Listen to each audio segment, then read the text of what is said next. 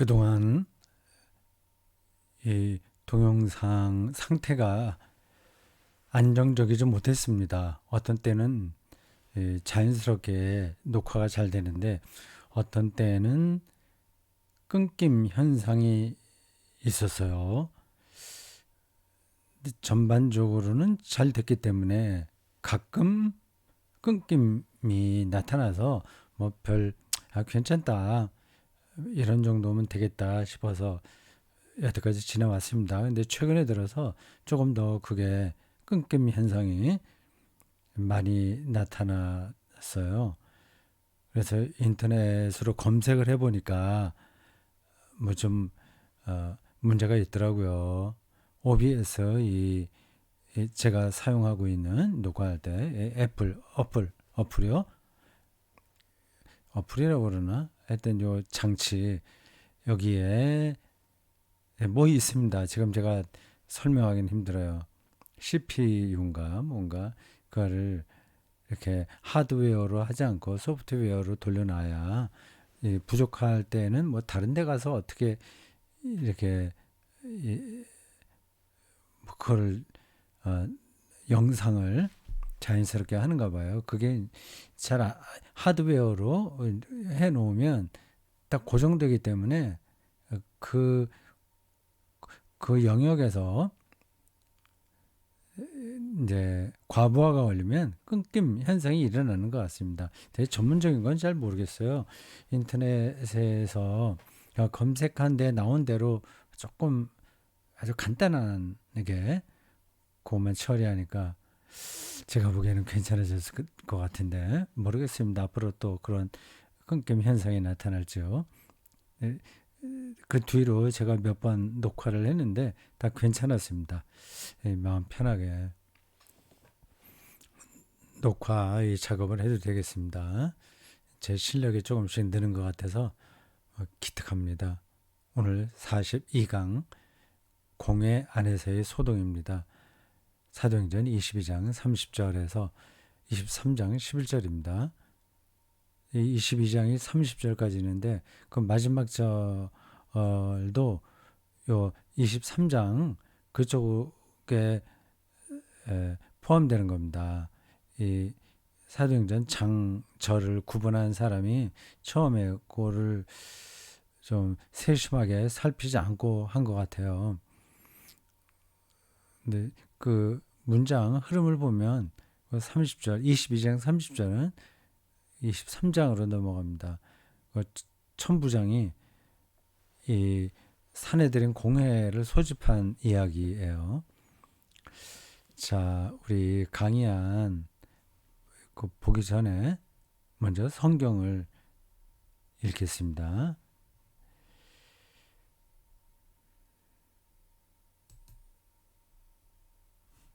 자, 됐죠? 저도 성경을 화면에 띄워놓고 보겠습니다. 22장 30절.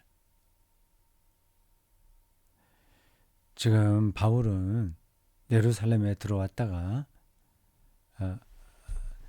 뭐 이런저런 일을 거치면서 결국 유대인들에게 여기 집단 그 린치를 당하기 바로 직전에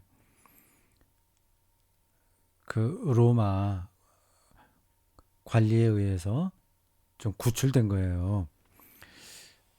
그래서 거기에 얽힌 이런저런 이야기들이 많이 좀 있죠. 그건 앞에서 제가 여러 번 말씀드렸습니다. 어쨌든 바울은 이 누가복음과 사도행전을 다 기록한 그 어떤 저자, 그냥 누가라고 합시다. 그의 그 관점에 따라서 예수님과 비슷한 운명을 겪게 되는 것으로 묘사가 됩니다. 예루살렘에 들어온 사건이 그거예요. 예수님도 예루살렘으로 들어갈 때 주변에서 좀 말렸죠. 이 바울도 주변에서 말렸습니다. 근데 결국 들어오죠. 그래서 체포당합니다. 예수님도 예루살렘에서 일주일 동안 머물다가 체포당해요. 예수님은 예루살렘을 두 번 아니면 두 번, 예, 두 번이나 한 번 이렇게 방문하셨습니다. 마가복음에 따르면 한 번 방문했죠.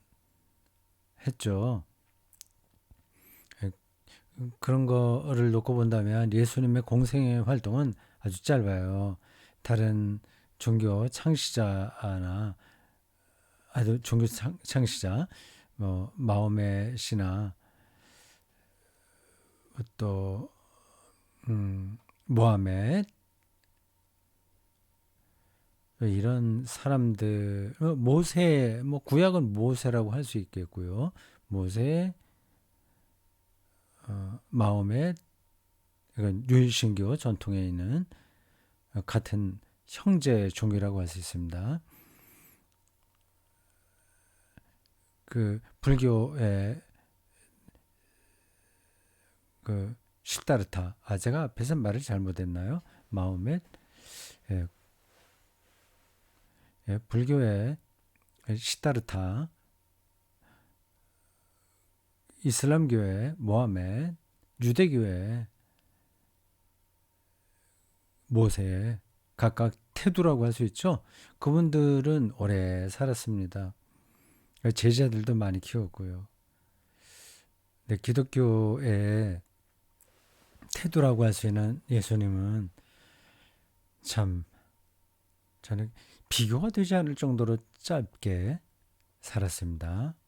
그리고 주변의 제자들도 그렇게 많지 않았고요. 어떤 체제를 종교가 계속 유지될 만한 그런 체제를 갖추지 못하고 예수님은 세상을 떠나셨습니다. 좀 특별해요.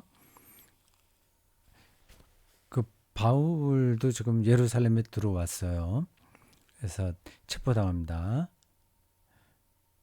네, 지금부터 이제 계속 시달림을 받습니다. 뭐 시달림 받는 거야 뭐 여기만이 아니죠. 이번만이 아니죠. 바울은 정말 시달림을 많이 받았습니다. 근데 사도행전에 따르면 이제 요 예루살렘에 들어와서 체포당하고 요게 이제 마지막 장면이에요. 근데 바울의 그 연대기를 우리가 다 모릅니다.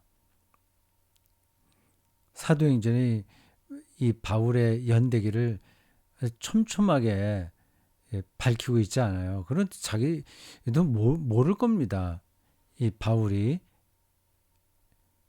어디서 얼마 동안 머물고 또 그 유대 기독교와의 관계가 좀 좋지 않아서 어떻게 밀려났다가 어느 곳에 가서 마지막 여생을 보내는지 그걸 일단 모릅니다.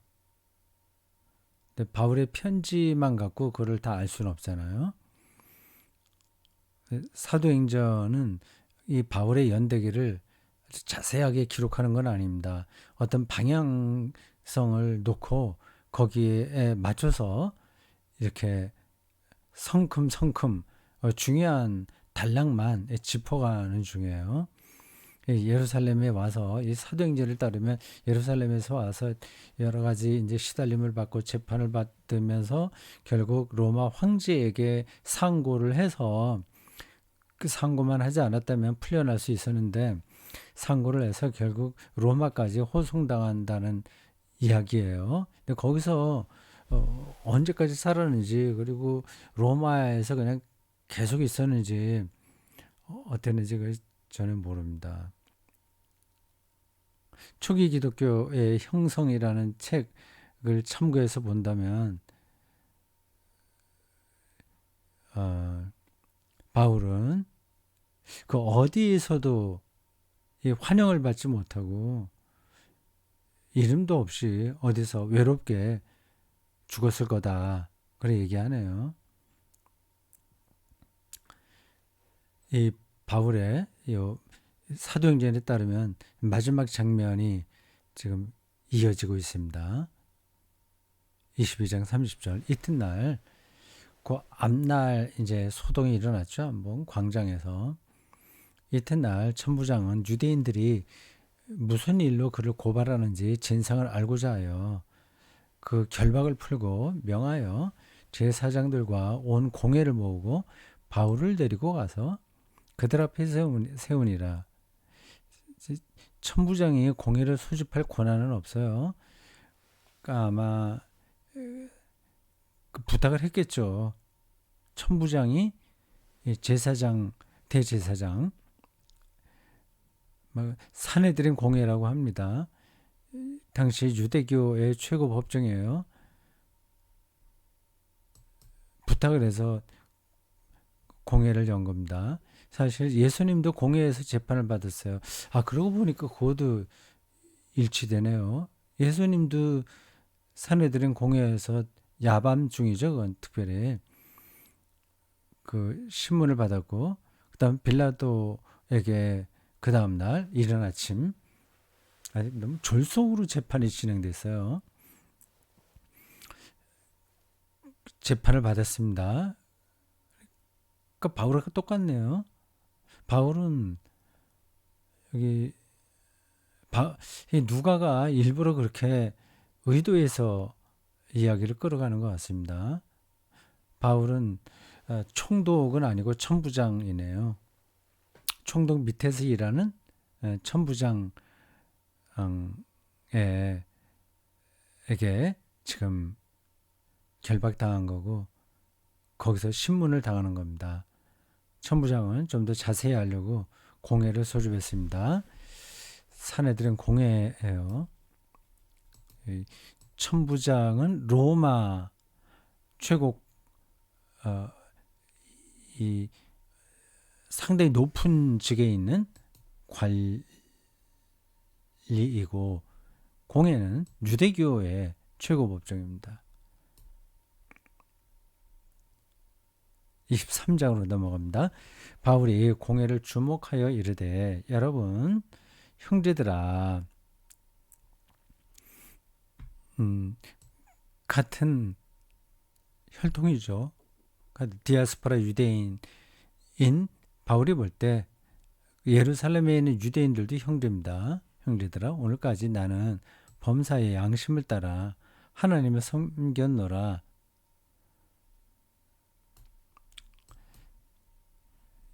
이절 대제사장 아나니아가 바울 곁에 서 있는 사람들에게 그 입을 치라 명하니. 이 용은 이 상황이 그렇게 매끄럽지는 않아요. 바울이 난 하나님을 잘 섬겼다 이렇게 말하는 거 갖고 시비를 걸 수는 없잖아요. 지난번에 그 공부할 때도 말씀드렸습니다만 이 바울이 이렇게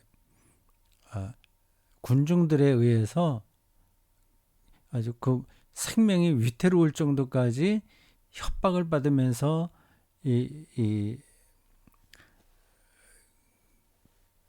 일종의 그 뭐예요? 그 단어가 떠오르지 않네요. 하여튼 그 민중들에 의해서 그 군중들에 의해서 완전히 결박당하지 않습니까? 그러니까 완전히 몰리지 않습니까? 근데 그렇게 된 이유가 이 성전을 더럽혔다는 죄목이었어요. 이방인을 데리고 거기를 들어갔다. 이제 그게 이제 꼬투리로 잡힌 건데 지금 이야기 진행되는 걸 보면 그 앞에서도 그랬고 뭐 그런 이야기는 저는 나오지 않습니다. 근데 나는 범사에 양심을 따라 하나님을 섬겼다 이런 말을 듣자마자 아나니아가 화를 낸다는 게 조금 어색하긴 합니다. 하여튼 뭐 그랬다고 그러네요. 바울이 이르되 회칠한다며. 이런 표현도 예수님의 말씀을 패러디한 거로 보여요. 회칠한 무덤이다. 예수님은 그렇게 서기관들을 향해서 질타하셨죠. 회칠한 무덤, 회칠한 담, 바울은 조금 바꿔서 얘기하는데 같은 겁니다. 속에는 시체가 썩어서 온갖 그 벌레들이 많은 상태인데 겉만 번드러하게 그럴듯하게 칠을 해 놓은 거란 말이죠. 위선적이라고 하는 걸 저렇게 속담처럼 아니면 관용어처럼 사용되는 건지 모르겠습니다. 예수님의 말씀 그 표현과 지금 바울의 표현이 이렇게 같이 가고 있어요. 아무래도 이 사도행전을 기록한 누가가 의도적으로 저렇게 한 것 같습니다. 회칠한 담이여 무덤이여 하나님이 너를 치시리로다. 네가 나를 율법대로 판단한다고 앉아서 율법을 어기고 나를 치라하느냐. 예, 율법을 가장 중요한 판단의 근거로 삼으면서 율법을 어긴다. 율법을 어긴다는 거는 이렇게 바울을 치라는 이야기란 거기서 문제가 된 거 아니겠어요. 입을 치라 명하니까 이거 율법을 어긴 거다. 그러니까 율법의 어디를 가리키는지는 제가 잘 모르겠습니다. 그러니까 피고인이 말하도록 내버려둬야 되는데 그렇게 하지 않고 이 폭력을 고문이죠, 일종의 폭력을 행사하게 하는 게 율법을 어기는 것 같습니다. 그 율법의 어느 대목을 가리키는지는 제가 잘 모르겠습니다. 근데 이게 오늘 우리들에게도 딱 들어맞는 말이에요. 율법을 판단에 근거로 삼는 사람이 오히려 율법을 어기는 경우가 많이 있습니다. 참 이 법이 인간을 구원하지 못한다는 것은 분명한 것 같습니다. 분명한 것 같다기보다도 확실한 거죠. 근데 법이 또 없으면 안 되니까 이게 딜레마입니다. 법으로 이 세계가 움직여야 되는 건 분명하지만 그 법이 또 오용되니까 그걸로 또 인간 사회가 잘 돌아가지 않는단 말이에요. 그러니까 법이 모든 것들을 그대로 밝혀주지는 못합니다. 뭐 그건 여러분들이 다 아시는 거니까 제가 뭐 말씀드릴 필요도 없는데, 지금 우리가 지금 이제 검찰총장 하던 분이 대통령이 된 다음부터 점점 더 법치국가라고 하나 뭐나 하여튼 법 만능주의처럼 돼 가요. 너무 이제 법으로 모든 걸 해결하려고 하는 사회 분위기입니다. 이게 그렇게 바람직하지 않습니다. 이 법을 없애라, 법이 없어도 된다 이제 그런 뜻이 아니라 법이 우리 삶보다도 상위에 자리 잡는 그런 사회는 그게 건강하지 않은 거죠. 일단 모르겠습니다. 예. 그렇게 간단한 문제가 아니라서 저도 말씀드리기가 조심스럽긴 한데 지금 여기 요 문장을 보니까 그런 생각이 나요.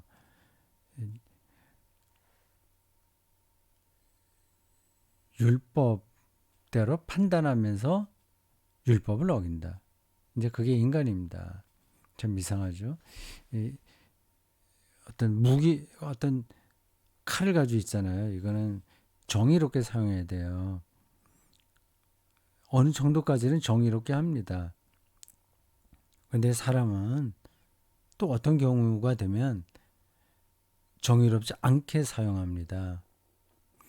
모든 독재자들도 다 법에 따라서 하는 겁니다.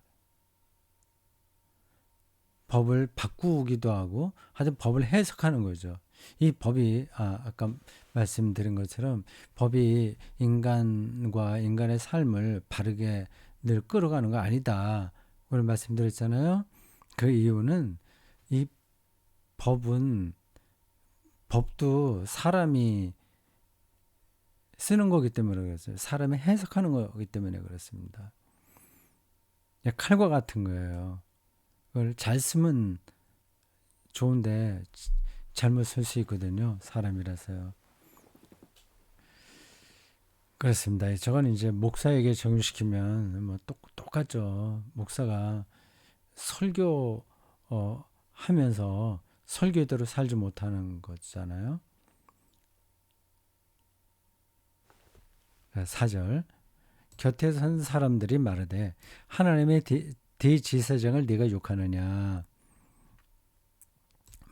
바울이 이르되 형제들아 나는 그가 제사장인 줄 알지 못하였노라. 기록하였을 때 너희 백성의 관리를 비방하지 말라 했느니라. 참 이렇게 또 얘기하는군요. 바울이 제사장인 줄 몰랐다고 하네요.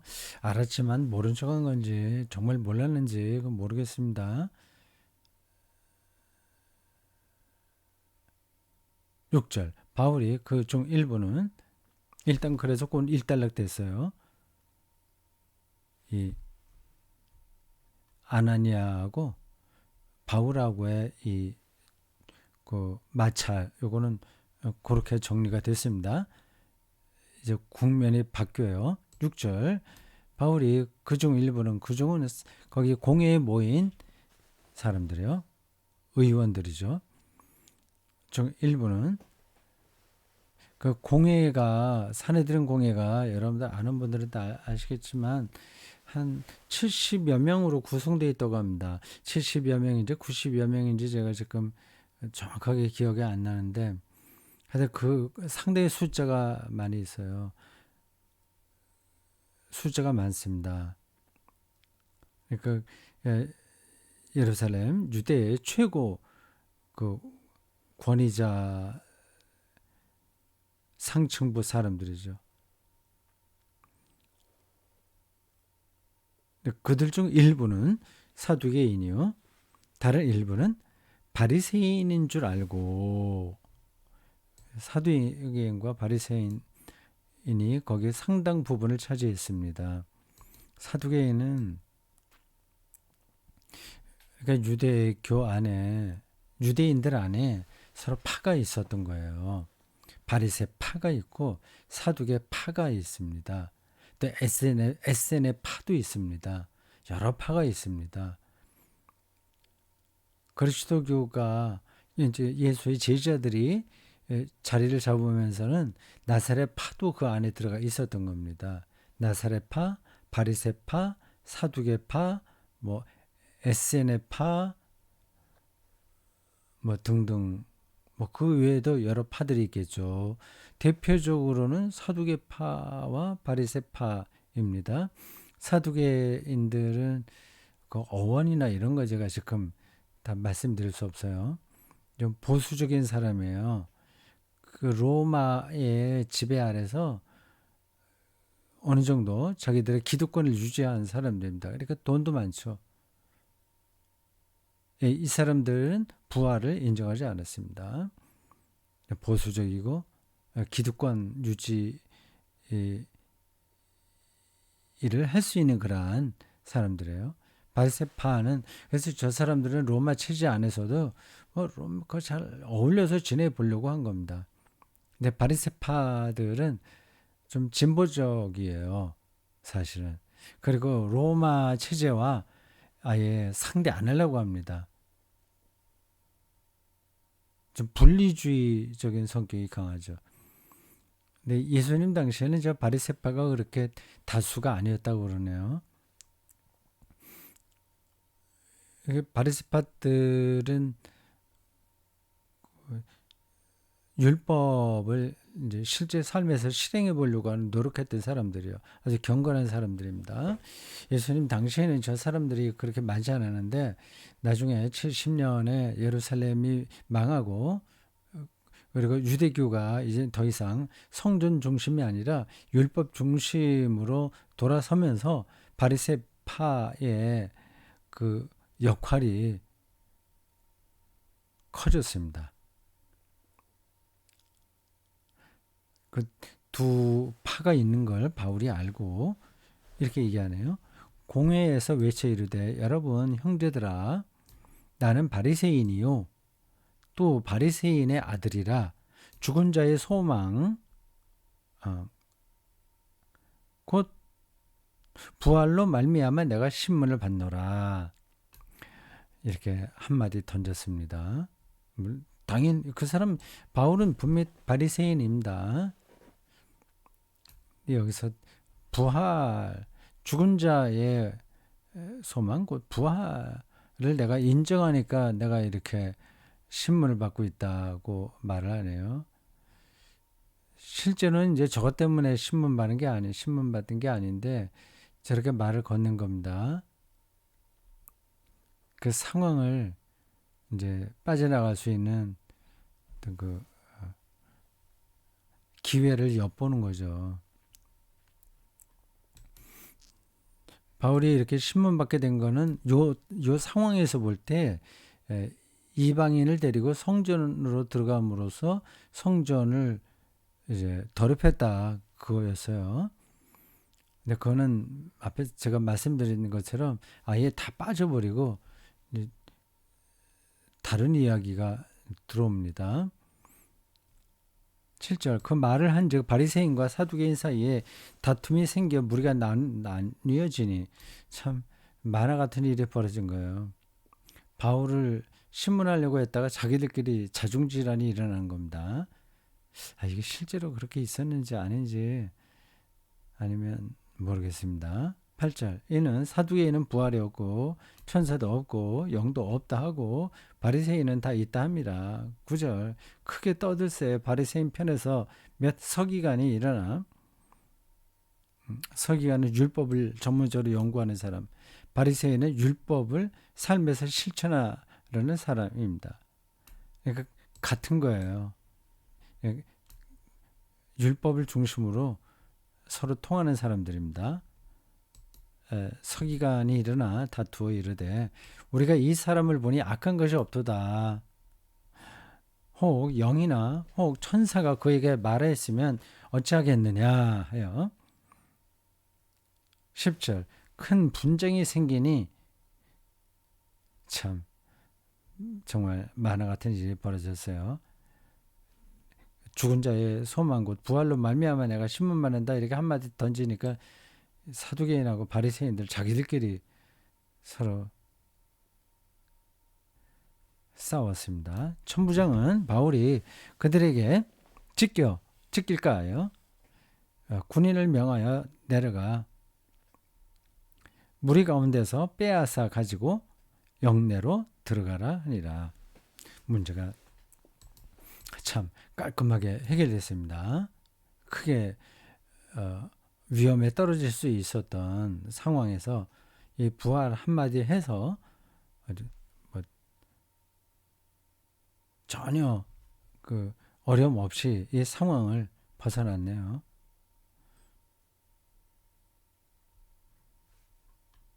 그렇게 이제 공회에서의 소동이 아주 깔끔하게 끝났습니다. 예수님은 그렇게 깔끔하게 끝내지 못했죠.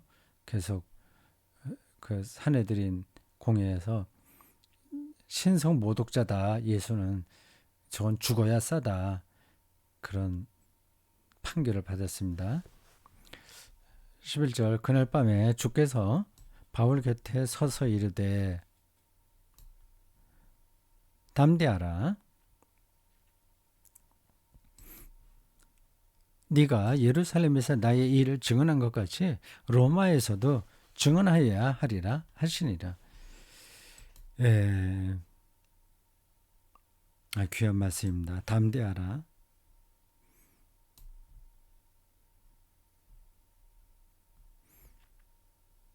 바울에게 지금 가장 필요한 말씀이고 그리스도인들에게 늘 필요한 말씀입니다. 담대하라. 죽음 앞에서도 담대하라. 그런 말씀 우리가 기억해야 되겠죠. 로마에서도 증언하여야 하리라. 증언요. 그는 순교자라는 단어하고 어근이 같다고 말씀드렸죠. 이렇게 바울의 이야기를 우리가 들으면서 우리도 그렇게 살아야 된다 생각을 하긴 하는데 실제 일상으로 돌아오면 참 거리가 멀게 살곤 합니다. 자, 오늘 본문은 여기까지 보면 되겠죠. 22장 30절에서 23장 11절입니다. 요 공회에서의 신문이 끝나고 그 다음에 또 이렇게 저렇게 여러 번 이 바울이가 무슨 문제가 있는지 그런 판단을 맡게 됩니다. 그리고 12절부터는 바울을 죽이려고 하는 사람들의 그 움직임들이 아주 강력하게 일어나요.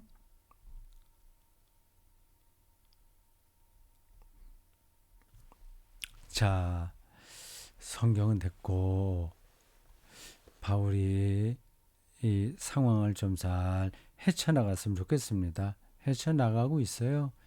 잘하고 있습니다.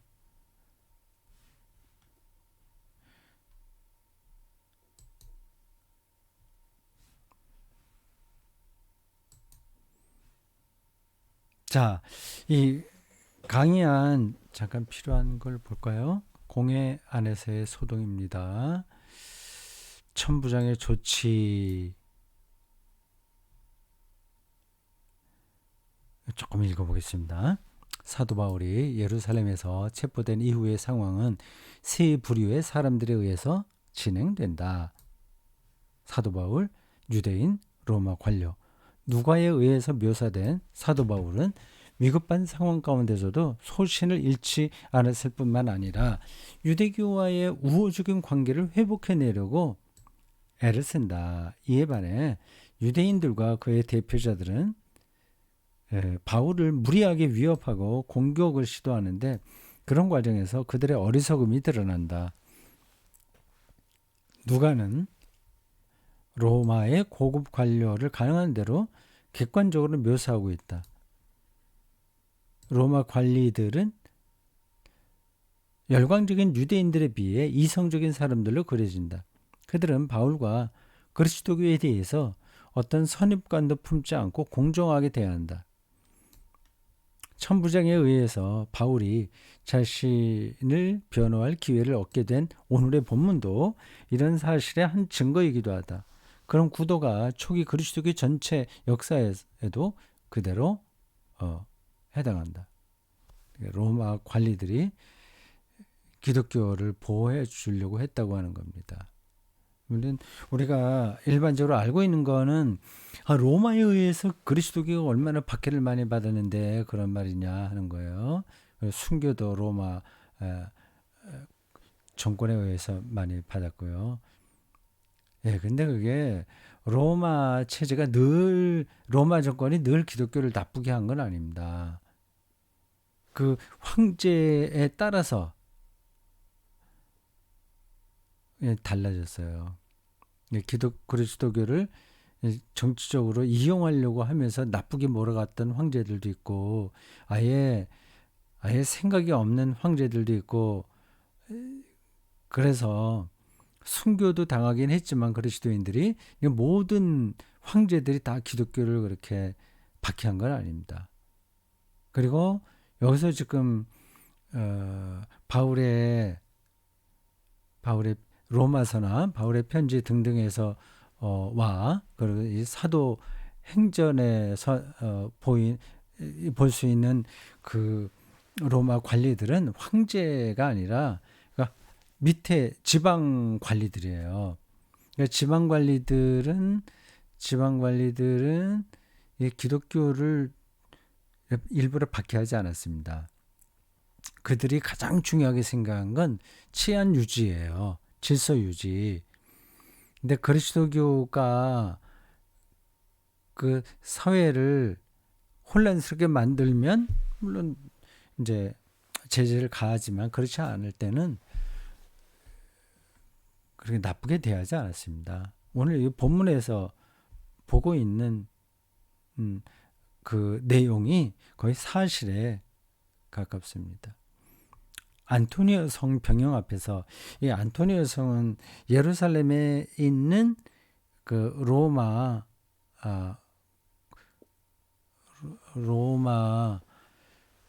그 뭐죠?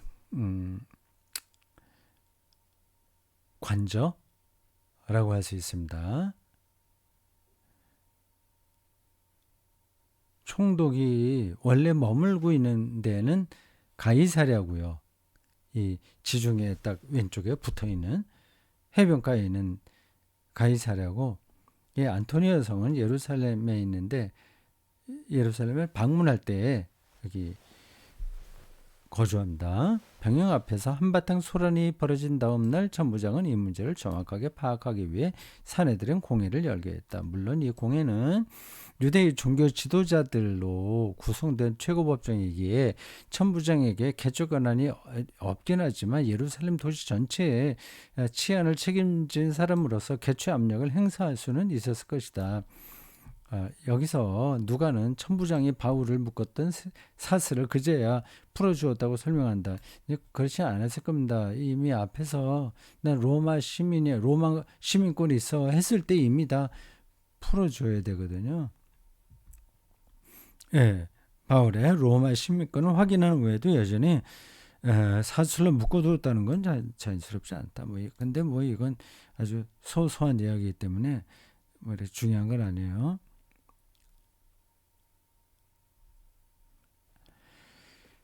예, 서로 아나니아하고 바울의 그 논쟁, 잠깐 거기 나왔습니다. 바리새파와 사두개파 이야기요. 그다음 앞에서 제가 말씀드렸어요. 다시 한번 여기 보면 이렇습니다.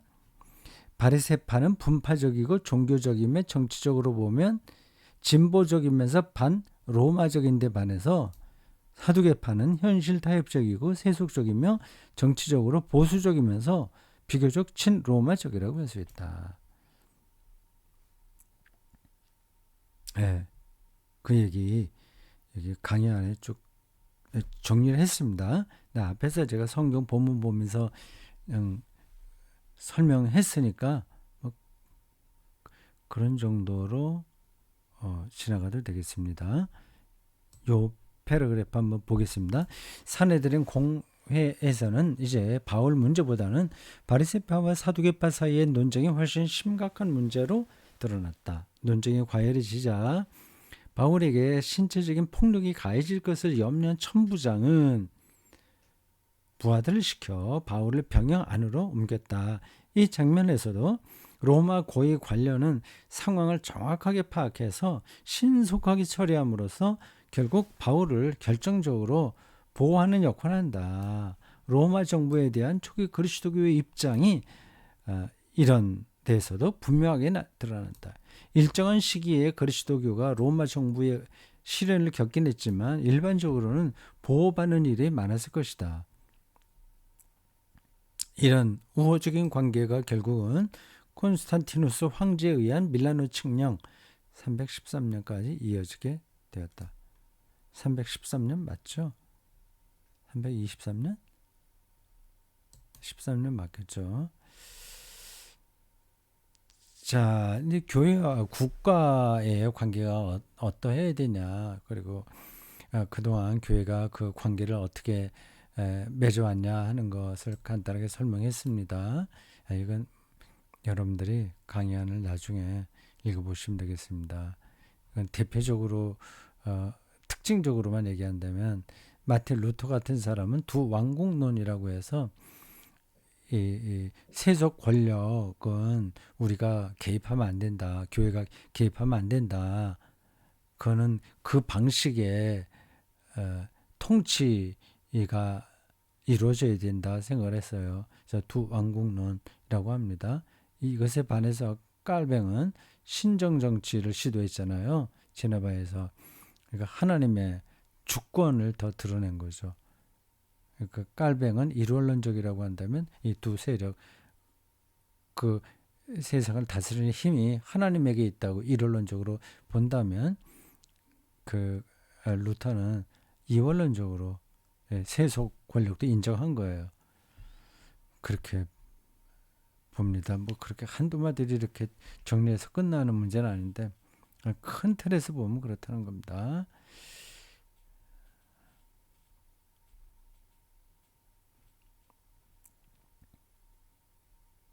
마지막 패러그래프 읽고 마치겠습니다. 이렇게 소란스러운 상황 가운데서도 바울이 로마에서도 복음을 증언한다는 주님의 음성을 들을 수 있었다는 것은 그리스도의 영성의 본질이 무엇인가를 가리킨다. 오늘도 우리는 이런 우리에게 영성이 유효하다. 서로 자기 주장에만 사로잡혀서 살아가는 이런 풍토에서, 그래서 뚫고서 내려오는 주님의 음성을 듣는다는 게 무슨 의미일까? 주님의 음성을 듣는다고 했잖아요. 대개 그리스도인들은 이런 음성이 들린다는 사실조차 알지 못하며 어떤 그리스도인들은 환청 비슷하게 생각한다. 영적인 음성을 정확하게 듣고 이해하려면 그것을 먼저 경험한 사람들의 고백인 성서를 깊이 있게 이해해야 하며, 또한 이 세상의 생명 현상을 눈여겨볼 수 있어야 할 것이다. 기도하겠습니다. 하나님, 저희들 이렇게 한 해가 점점 저물어가는 이 12월 중순에 사도행전의 일부분을, 특히 바울의 그 예루살렘에서 겪었던 어려움인 그 공회에서의 소동에 관한 이야기를 읽었습니다. 우리가 바울처럼 똑같이 살지는 못하나 바울이 붙들려고 했던 예수 그리스도의 그 복음을 우리도 최선을 다하여 붙들며 살아가도록 이끌어 주십시오. 이 어수선한 연말에 우리의 영혼이 주님 안에서 참된 평화를 얻기를 바랍니다. 예수님 이름으로 기도합니다. 아멘.